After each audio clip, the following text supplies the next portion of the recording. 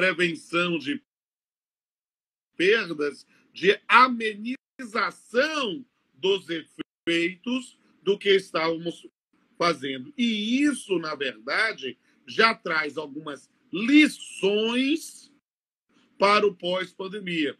É interessante fazer essa análise. É claro que quando a gente estuda história, a melhor forma de compreender a história é analisar em cada momento, ou seja, texto sem contexto vira pretexto. Mas estamos hoje na condição privilegiada de testemunhas da história, podendo analisar e aí profetizar os efeitos para o futuro, é algo que é um privilégio. Então, perceba, quando veio a MP 927, nós vimos ali uma sequência. Claro que havia outros aspectos sobre acidente de trabalho, havia a polêmica do artigo 18, mas pensando na sua essência, conjunto de atos unilaterais estabelecidos pelo empregador para a manutenção de postos de trabalho e renda. E aí a ideia do teletrabalho, da antecipação de feriados, férias individuais ou coletivas, a própria noção do banco de horas, e, de repente, em função deste conflito político, porque foi o fenômeno que a gente diz do jabutis, quando as pessoas pegam um projeto de conversão de medida provisória em lei e começam a querer enxertar um monte de coisa que não estava previsto originariamente, foi isso que, no final das contas, fez que a MP 927 não se tornasse lei. E nesse ponto, porque havia lá uma série de isenções fiscais que o governo disse que não ia bancar. E aí, nesse ponto, disse, não, vou votar, caducou. Aí a gente vai pensar, a MP 927 deixou de ser direito positivo, mas ela trouxe aí uma perspectiva nova na atuação no mercado de trabalho. E talvez o ponto mais importante para perceber, querida, que a gente vai ter no nosso dia a dia como juízes em processo, mas também os empresários no redimensionamento disso, vai ser o teletrabalho. Ou seja, havia muita resistência em relação ao teletrabalho. As pessoas viam com um olhar ressabiado, viam com alguma dificuldade. Eu digo com absoluta liberdade, tenho lugar de falar disso. Por quê? Porque sou professor há 25 anos e eu sempre gostei de dar aula presencial. Tive resistência, entrei no mundo das aulas online há 5, 6 anos e, de repente, vi que pessoas que tinham resistência a esse modelo passaram a atuar porque acabaram sendo a única via. E agora, no momento em que se avizinha talvez uma diminuição das medidas de restrição, do lockdown, mas ainda com cautela, porque a gente sabe que ainda é muito complicado, tendo visto a quantidade de infectados, a gente precisa ver que, olha, o mercado de trabalho vai ter de se readequar efetivamente a uma enorme parcela de teletrabalhadores que não vão voltar a trabalhar no modelo tradicional dentro do chão da fábrica ou dentro da empresa. Então, perceba que os próprios empregadores, os próprios empresários passaram a perceber o aumento, às vezes, da produtividade no teletrabalho com uma potencial redução de custos. Então, note que o mercado de trabalho, pensando no código epistemológico da nossa exposição, vai ter de ser repensado mesmo com essa nova variável. Ou seja, a ideia de repartir custos, e isso para nós, de um direito de trabalho roots, direito de trabalho raiz, quando a gente pensa lá no artigo 3º da CLT, no artigo 2º da CLT, quando a gente pensa a ideia de riscos da atividade econômica, todas do empregador, de repente nós temos aí uma nova adequação, um novo modelo, para usar uma expressão que fica sempre na moda, um novo paradigma, que a gente precisa imaginar como é que isso vai ser na prática. Então, perceba, quem imaginaria que grandes empresas vão cogitar, no pós-pandemia, não retornar à atividade presencial. Por quê? Porque justamente pela essa excelente produtividade que está se conseguindo. Agora, essa excelente produtividade, minha querida, vai gerar, no campo do papel do direito do trabalho, pensando no direito do trabalho abrangente, novas questões, novas reflexões sobre tutela da saúde mental, sobre tutela da saúde física em um ambiente que não é riscos da infortunística, os riscos de acidente, num campo em que o empregador não tem como fiscalizar totalmente. Então, vamos ter aí, me permita exercitar um dom de profecia que eu não tenho, mas teremos, e eu estou dizendo isso na pauta da unidade jurisdicional que você estiver atuando, na minha também, na gloriosa 32ª Vara do Trabalho de Salvador.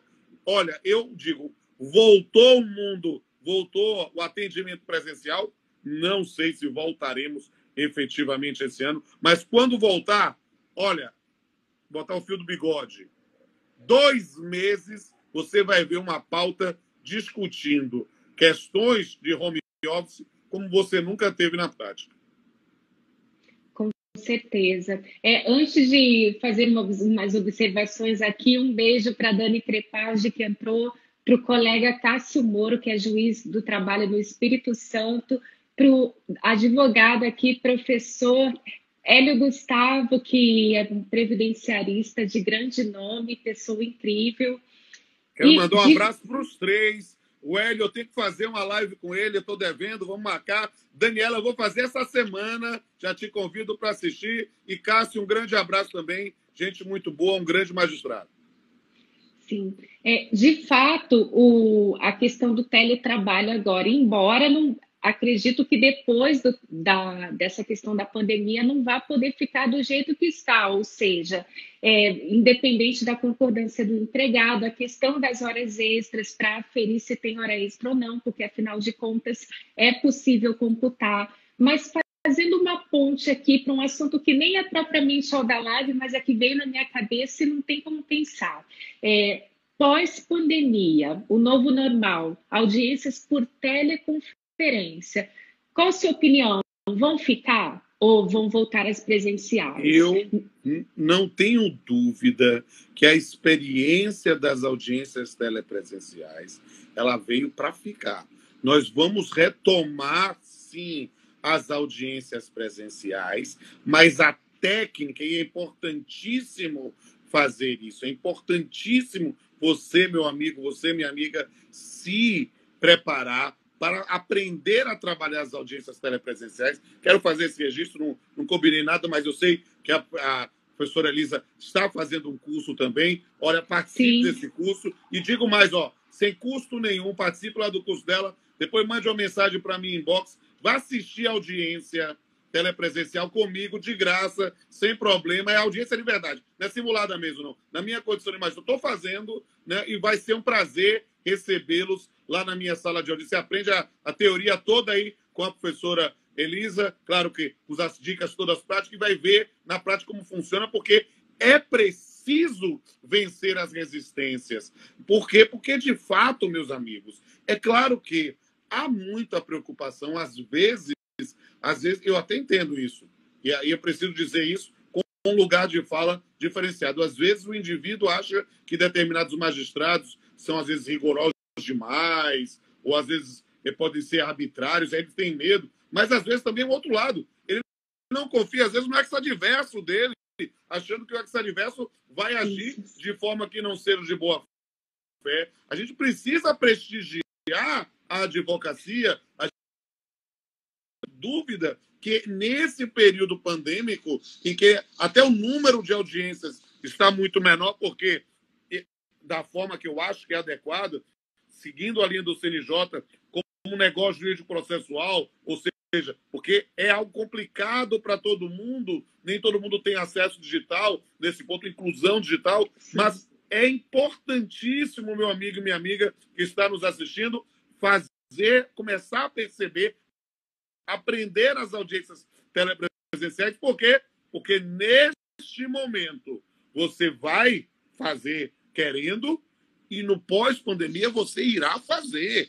Porque eu não tenho a menor dúvida que não vai fazer mais sentido fazer carta precatória. Imagine, doutora, eu sou juiz na Bahia, a senhora é juíza em São Paulo. Olha, eu sei como as pautas aí são carregadas. Quando alguém pedia uma carta precatória para São Paulo, para o Rio de Janeiro, para Recife, eu dizia, meu Deus, esse processo vai atrasar mais de um ano para eu fazer a instrução. Não faz sentido. Se nós podemos fazer uma audiência telepresencial, não faz sentido, inclusive, talvez no campo do PJE, pensarmos, inclusive, na exceção de incompetência. Ora, vai ser pela dificuldade. Ouve todo mundo em audiência telepresencial. Exato. Muito mais rápido. Ou seja, o indivíduo tem que ter assegurado o direito à produção da prova, ao devido processo legal, mas não negando a prestação jurisdicional. É preciso ter esse cuidado. E eu não tenho a menor dúvida. Eu fico imaginando, eu e a senhora somos juízes, somos magistrados de primeiro grau, mas note como as audiências telepresenciais são importantíssimas no segundo grau, né, para pensar na sustentação oral. Ora, sim, o indivíduo tinha que se deslocar.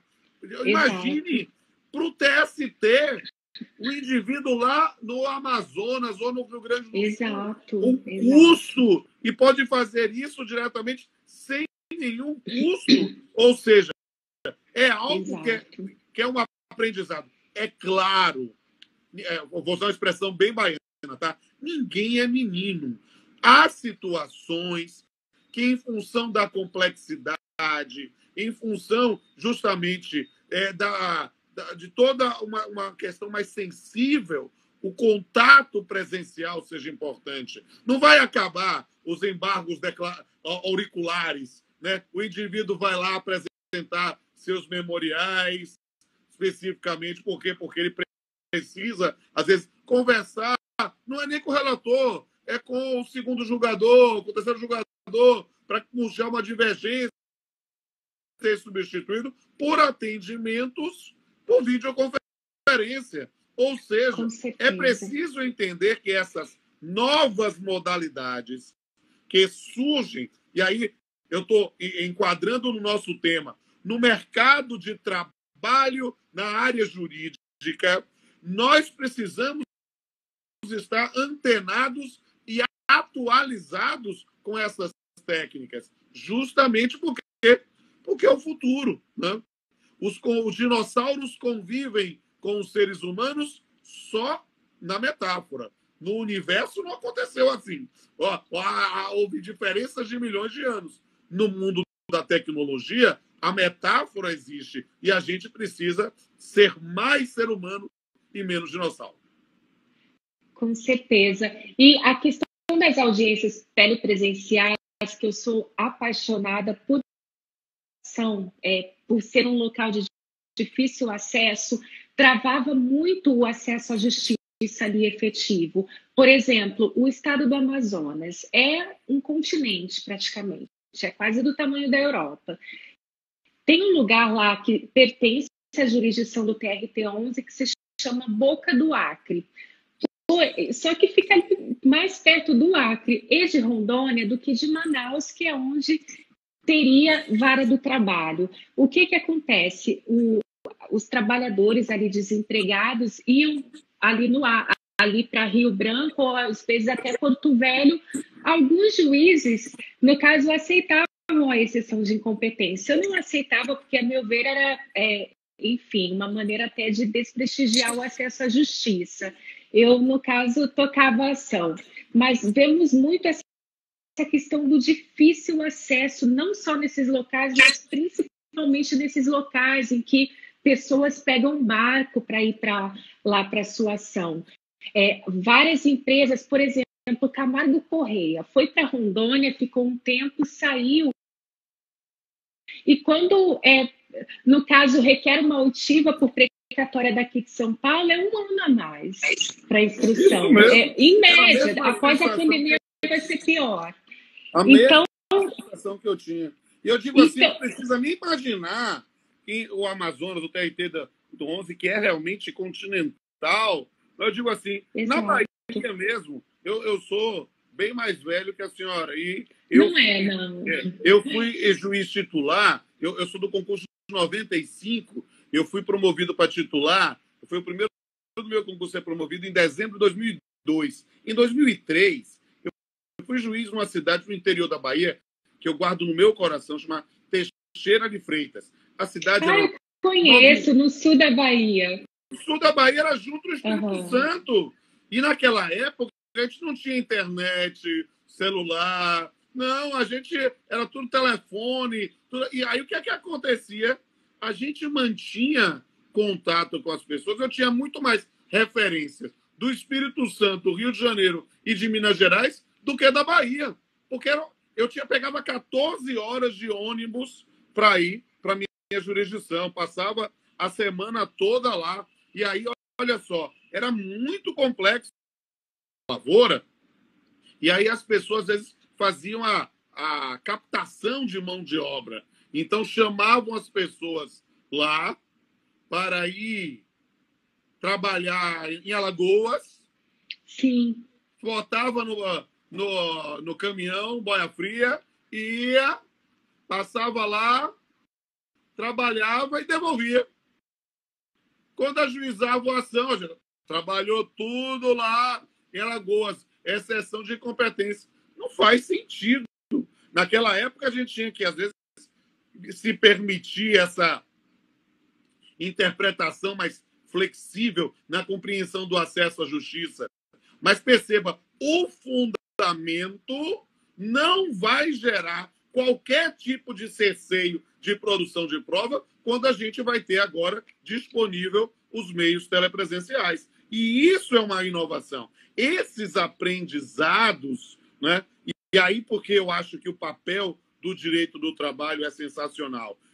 Eu sempre brinco dizendo que eu nem falo mais de direito de trabalho nas lives, é da disciplina jurídica das relações de trabalho. Por quê? Porque é do trabalho, direito material e direito processual. Nós temos aí uma situação de vanguarda que permite uma atuação diferenciada, seja na compreensão, como o exemplo que eu falei, do teletrabalho, mas outras formas aqui que a gente vai discutir, né? Eu posso trabalhar a Lei 14.020 do PCD, né?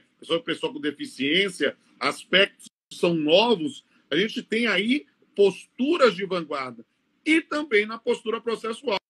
E o melhor exemplo, a senhora foi precisa, que é justamente o tratamento nas audiências telepresenciais. Eu estou vendo aqui vários amigos prestigiando essa live. Doutor Ricardo Guimarães, grande advogado aqui de São Paulo. Gente muito boa, meu confrade. Kleber Salles, meu colega de curso, grande juiz em Goiás, foi juiz primeiro colocado lá no Pará. E até o Kleber Salles fala que uma vez estava numa audiência e um advogado querendo despachar entrou em contato com o diretor e ele falou, coloque ele na sala, ou seja, o advogado do escritório despachando com ele. Então, claro que vai ter essa possibilidade. Ou seja, eu enxergo as audiências telepresenciais como uma ampliação do acesso à justiça, porque trouxe a desterritorialização. Aquela questão do epicentro no fórum não tem mais, mas isso não tem que trazer preocupação. Primeiro porque, quando não for possível a telepresencial, por teleconferência, será presencial. Agora, imaginem quantas situações antes não eram possíveis ou muito dificultadas que hoje não serão mais, que ampliarão o acesso à justiça, o princípio da celeridade. E acreditem, muitas das questões que falam da comunicabilidade das testemunhas, nós vemos que nas audiências telepresenciais o rigor e a fiscalização ainda é maior no tocante à oitiva de testemunhas. Mas aí voltando, e só mais uma observação, tem também a questão aí já da virtualização, não só a questão do teletrabalho, que reflete no trânsito. Aqui em São Paulo tem muito teletrabalho, o trânsito está outro, é o novo normal com outro tipo de trânsito, a questão da economia, por exemplo, de energia. no fórum, por exemplo, os juízes produzem muito e há uma economia de energia grande, assim como na iniciativa privada. Ou seja, trânsito, economia de energia e produtividade. Então, tá.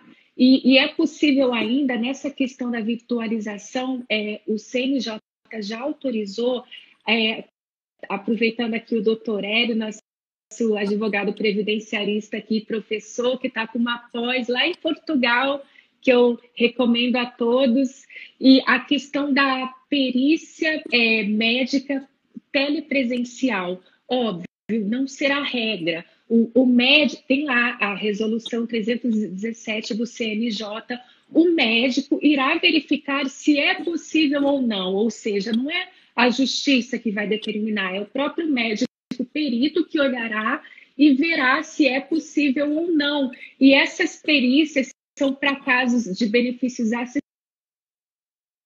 gerando benefício por incapacidade, ou seja, no extremo da urgência, tendo que esperar uma audiência, uma perícia presencial, sendo que muitas vezes é possível. Vou dar para quem acha que não é possível, vou dar um exemplo.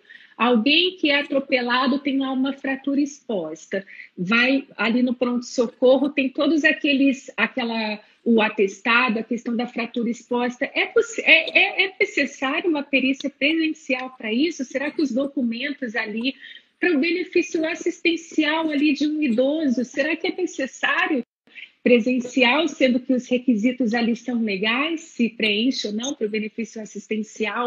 Ou seja, olha como na questão de atender aos direitos sociais não vai favorecer aí aos brasileiros e à justiça em geral. Então, não tenho a menor dúvida que esse é o melhor caminho, sim, e é preciso ter em mente essa noção de sensibilidade. Mas, justamente dentro dessa linha, a gente precisa imaginar que os amigos que estão aqui nos acompanhando, advogados e advogadas, perceber como o investimento em tecnologia será importante para uma integração, inclusive, de informações, porque muitas vezes essa perícia feita de forma virtual, ou seja, telepresencial, é algo que vai precisar ser acompanhado também por você, advogado, né, no acompanhamento, numa eventual discussão judicial sobre isso. Então, é preciso se preparar até mesmo para, eventualmente, saber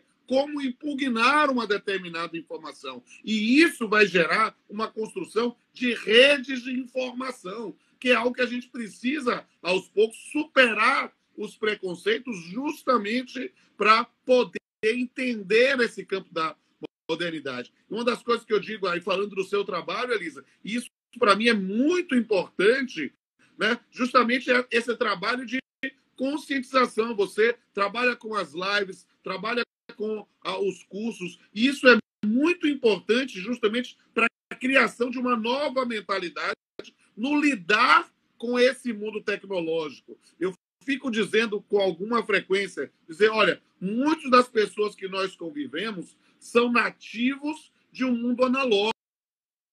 Outros nossos jurisdicionados já nasceram no mundo digital. E por isso é preciso compreender como lidar nessas diferentes linguagens, nessas diferentes características de inclusão digital, justamente para buscar o nosso objetivo comum, que é a prestação jurisdicional, que é a realização da justiça. Com relação, afinal de contas, essas medidas provisórias, a 936, que foi convertida em lei, elas vieram com aquele intuito de trazer equilíbrio para um momento de crise. Sua visão geral, houve esse equilíbrio? Eu sei que é uma pergunta que daria um dia inteiro de resposta, mas assim, falando sucintamente, faltou um pouco esse equilíbrio? Entende que teve um equilíbrio? Olha, o que eu digo é o seguinte, a lógica da anterior MP 927 era a preservação de postos de trabalho e renda sem prejuízo de direitos fundamentais do trabalhador. A MP 936, e ainda com o agravante de ser pela via individual, veio como, digamos assim, um um gravame, né, a ideia de redução de salário ou mesmo suspensão do contrato de trabalho. Ora, essa medida é algo que é dramático. É preciso entender, e talvez os fundamentos da decisão do Supremo Tribunal Federal na ADIM 6363 possam nos colocar com a pulga atrás da orelha ou com o olhar mais atento, desconfiado, de toda vez que se fala de um direito de emergência, um direito do trabalho de exceção.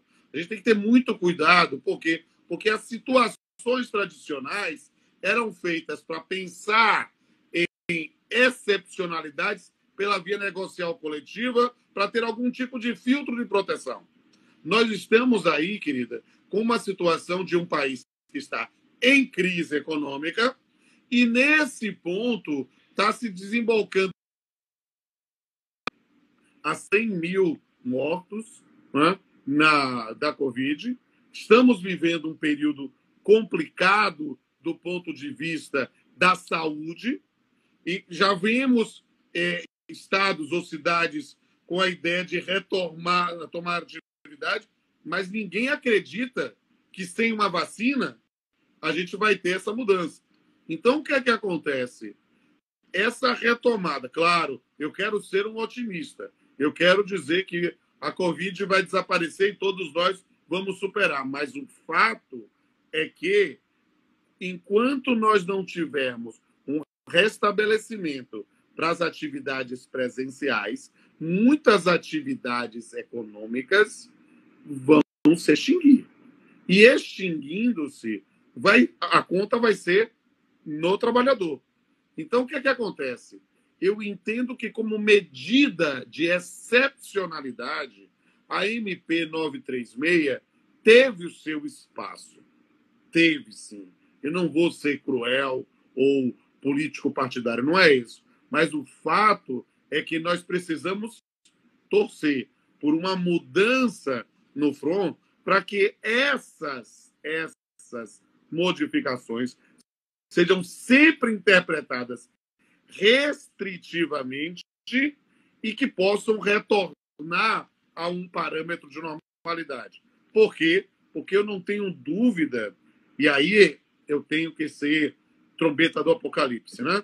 Eu tenho que dizer que as modificações que são previstas para ser temporárias, para ser provisórias na MP 936, já fizeram, entre aspas, por favor, o estrago de ser outras crises de outra natureza.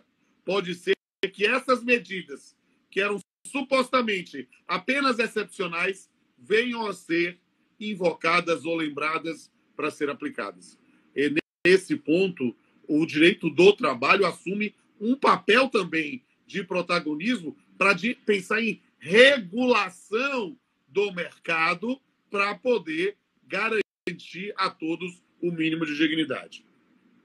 Com certeza. Só uma parte, novamente, que eu vejo os amigos entrando, agradecer aqui o Rafael Lara. Rafael, muito obrigada. Gente boníssima. Gente, muito. Você viu a audiência simulada que eu e o Rafael participamos? Eu interpretei o reclamante e o Rafael foi a testemunha da reclamada.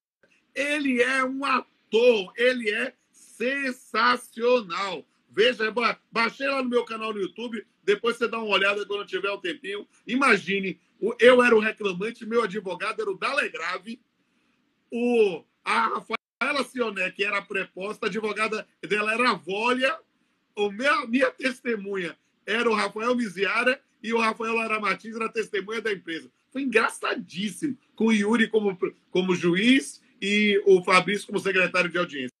Vejam, tem lá no meu canal no YouTube, é divertidíssimo. Eu nunca imaginei que o Rafael fosse tão engraçado. Ele é um ator, nasceu para o teatro também.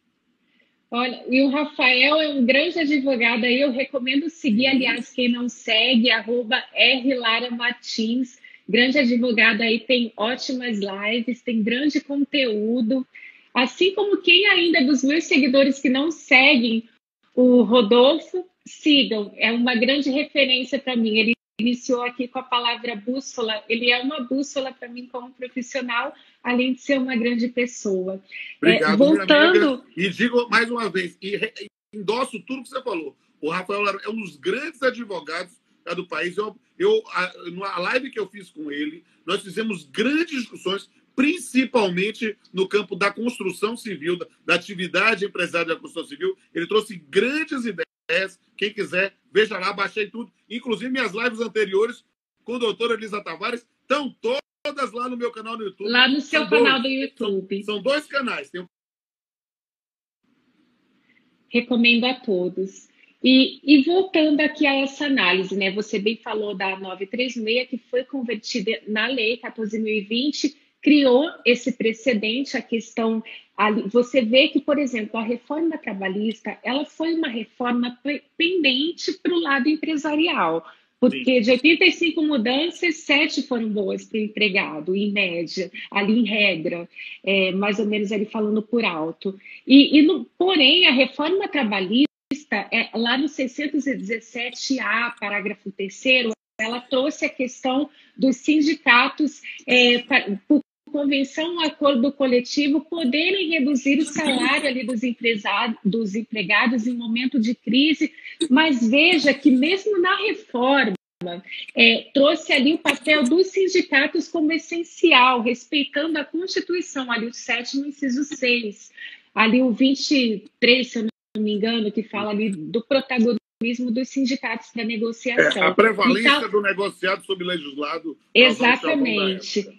Ela trouxe a questão de poder reduzir salário, no que inovou, porém ali com os sindicatos, e ainda com o detalhe de que teria uma compensação ali, a proteção do emprego, a garantia no momento da regência daquela norma coletiva autorizando. Veja que ela não desrespeitou a Constituição, embora foi uma previsão, a meu ver, ruim, acenou essa possibilidade ali expressamente, mas que a Constituição já autorizava. E enquanto que esse precedente do STF, a meu ver, é muito perigoso, porque o que o STF disse?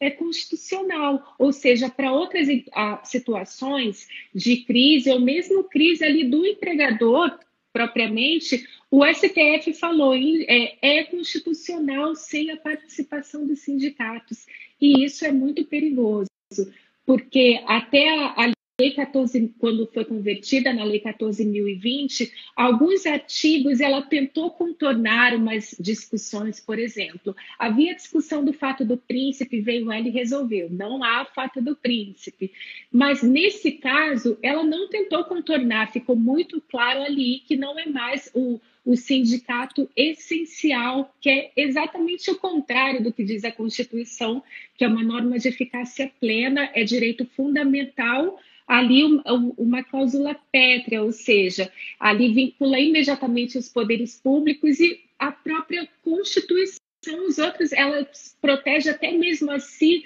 dos outros artigos constitucionais, ou seja, uma emenda não pode, uma emenda tendente a abolir aquele direito. Porém, o STF disse, é constitucional, e agora tem uma lei criando esse terrível precedente, porque, como nós sabemos, tem aqueles jabutis, né? Por exemplo, o hipersuficiente ganha acima de 12 mil, tem ali o diploma superior, mas até o meu colega que é juiz no Rio está aqui assistindo a live, o Fabiano, uma vez numa live com ele falou, que eu falei, ô Fabiano, quando existe autoempregado, vai ali com medo. E ele próprio falou, olha, hoje eu sou juiz, eu fui autoempregado e quando eu ia negociar aumento, pedir, eu ia com medo, eu ia ali preocupado. Então, não existe essa questão do hipersuficiente, é uma criação da reforma trabalhista, assim, que chega a ser engraçada para os cenários de desemprego que é o Brasil. Hipersuficiente, nunca o empregado, por mais que ele ganhe, vai se igualar no nível de discussão com o empregador, especialmente nesse momento de crise, evidencia essa questão. O diálogo é sempre entre o pescoço e a forca. Então, quando fala negociação individual, na verdade, tá autorizando que faça unilateralmente e comunique. Na verdade, está dizendo assim, em outras palavras, comunique ao empregado, porque a maioria dos empregados que eu tive conhecimento, eles são comunicados, olha, vai entrar de férias ou então vai reduzir salário com jornada. Eles não há uma negociação entre eles perguntando se eles concordam. Então, essa é uma situação extremamente complicada. E aí, porque eu trabalhei essas diretrizes na MP 927, podia ser unilateral. Na MP 936, e aí convertida na Lei 14.020, tem de ter um negócio jurídico. Por mais que às vezes fale da coação difusa, do medo da perda do pós-trabalho, é preciso que tenha lá uma prova de manifestação de vontade do empregado. Só para você entender, Elisa, você sabe que eu fiz live, eu passei de 250 lives nesse período, acho que essa aqui, se não me engano, deve estar chegando a 260, e eu vou lhe dizer, eu vi coisas que parecem surreais, é para te contar em sala de aula, né, como exemplo do que não deve ser feito. Teve uma situação de uma determinada empresa, pequena empresa, né, empregado, não, a gente não aceita, doutor, a gente não aceita. Aí o empregador disse, não, mas eu vou fazer na marra e vou colocar aqui os dois os supervisores de testemunha dizendo que vocês aceitaram.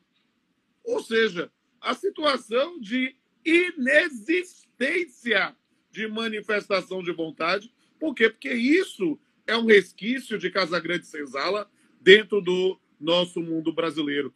E aqui a gente precisa lembrar de uma frase que não é brasileira, mas é uma frase que se aplica perfeitamente ao contexto brasileiro em tudo que Elisa colocou de forma muito precisa. No conflito entre o forte e o fraco, a lei escraviza, a liberdade escraviza e a lei liberta. A gente precisa, às vezes, ter parâmetros objetivos, né? No conflito entre o forte e o fraco, a liberdade escraviza e a lei liberta. Com certeza. Porque a gente precisa de parâmetros justamente para poder dar liberdade efetiva aos trabalhadores nessas situações. Que é o fundamento do bem-estar social, essa Exatamente. frase que você falou, né? Ou seja, o direito do trabalho, ele é ali para preservar o bem-estar social, para tentar trazer o bem-estar social para a atividade econômica. A partir do momento que as regras trabalhistas se flexibilizam muito, ou seja, deixa para a autonomia privada, não vai ter a questão da vontade livre, vai ter aquele que vai dominar a questão ali, ou seja, vai ter um escravizado. Pois não, pode falar. Eu estou preocupado com o tempo, que já está dando 10 minutos. Não, tem ainda 10 minutos. Pode deixar aqui, quando faltarem aqueles dois lá, eu já aviso para... Eu estou de olho aqui. E a questão do banco de horas, como você acha que vai refletir isso no pós-pandemia? Bem, a primeira questão é dizer que com a caducidade da MP 927, aquele banco de horas específico da MP 927 acabou naturalmente, mas ele não acabou. O que foi celebrado ainda na vigência da MP 927, ele continua dentro dos limites do que foi pactuado. Não pode ser prorrogado, não pode ser fixado novamente. Aquele continua. Então, voltamos aos marcos teóricos anteriores, que já estavam bem flexíveis com a reforma trabalhista, ou seja, um banco de horas que admitia até 6 meses pela via individual, já era um banco de horas bastante generoso, porque ao se fazer isso, ele tirou talvez um dos poderes de barganha dos sindicatos na negociação coletiva, que era justamente a ideia de se estabelecer pela via negocial coletiva. Então, dentro dessa linha, eu tenho uma pergunta que não quer calar. nesse período pós-caducidade da MP 927, o chamado banco de horas invertido, que era algo que foi trazido justamente no momento da MP 927, ele pode ser aplicado porque, note, não se trata de uma situação de ausência de previsão legal. É a ideia de compreensão de créditos e débitos dentro de uma noção de banco de horas. Ora, Exato. mesmo com a limitação semestral pela via individual, é possível? Talvez sim.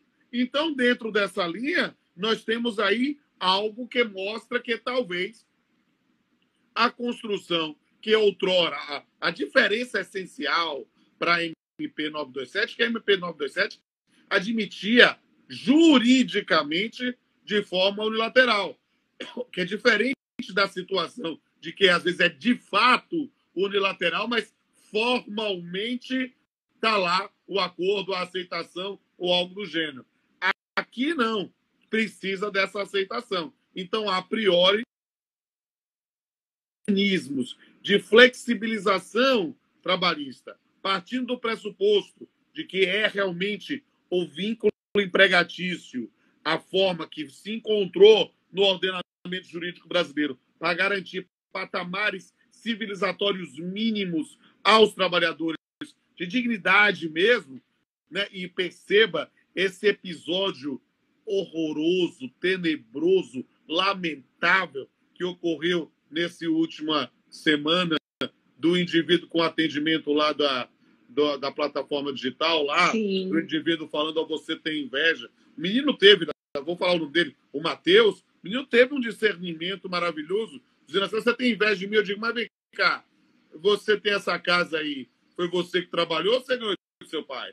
Ou seja, o indivíduo deu uma lição efetivamente de conhecimento, de humildade, mas de integridade, dizer, eu estou lutando pelo meu próprio espaço. E isso é algo dentro de uma sociedade que, lamentavelmente, ainda acha que as heranças patrimoniais de suas famílias são garantia de algum prestígio ou garantia de algum valor social, o que cada vez mais é algo que é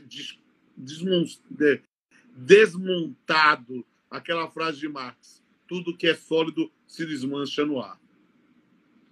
E você, o episódio com o Matheus, você vê ali a dignidade. Enquanto o homem tentou ali aviltar a dignidade como ser humano, ele mostrou ali, além de ser humano, a dignidade como trabalhador ali falando, eu estou aqui lutando, manteve a serenidade ali, a firmeza, enquanto aquele cara ficou desse tamaninho, né? Virou um consciente e ali orgulhoso da condição e não simplesmente... A comparação com a figura bíblica do Davi e Golias, ali era evidente, até porque o cara era de azul enorme, mas vociferando uma quantidade de impropérios, né? E o indivíduo mantendo a dignidade, o reduzindo. Eu achei isso, e eu fiquei impressionado como, e é por isso que eu digo assim, há esperança, sim. Nós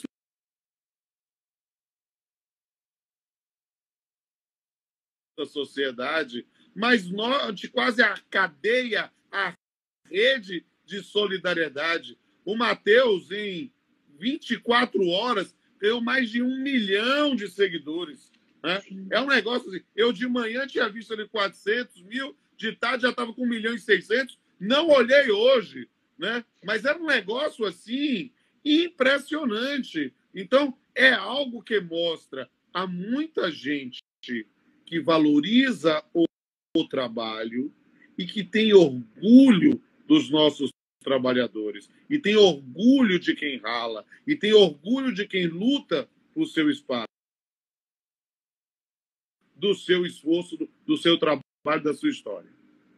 E é recíproco esse orgulho. Agora que estamos no finalzinho, quero me despedir despedir aí de vocês, agradecer ao Rodolfo Pamplona, falar que quarta-feira eu tenho uma live com Ellison Miessa, agora sobre processo do trabalho, a questão aí das medidas jurídicas pós-pandemia, e estou também com o curso de ônus da prova que eu vou essa semana divulgar para vocês, muitas dicas em audiência trabalhista, prova testemunhal, depois falarei mais detalhadamente. E as palavras finais aqui para o nosso convidado, o ilustre Rodolfo Pamplona, que eu tanto admiro, não só eu, como todos que estão aqui, as palavras finais. Minhas palavras finais são de gratidão, dizer a todos e todas que sigam aí a doutora Elisa Tavares aí no Instagram. É uma menina que faz um trabalho muito sério, que está batalhando cada vez mais seu espaço ao sol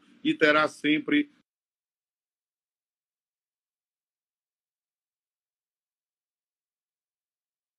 Vou ter rede social, só não estou no Tinder. Então você me acha aqui, me acha no Facebook. Eu também não, estou em todas, me menos acha no no Tinder. Twitter, né? E me acha no YouTube também. Eu abri meus 2 canais no YouTube e meus 2, e para quem gosta de poesia, meus 2 blogs de poesia, porque eu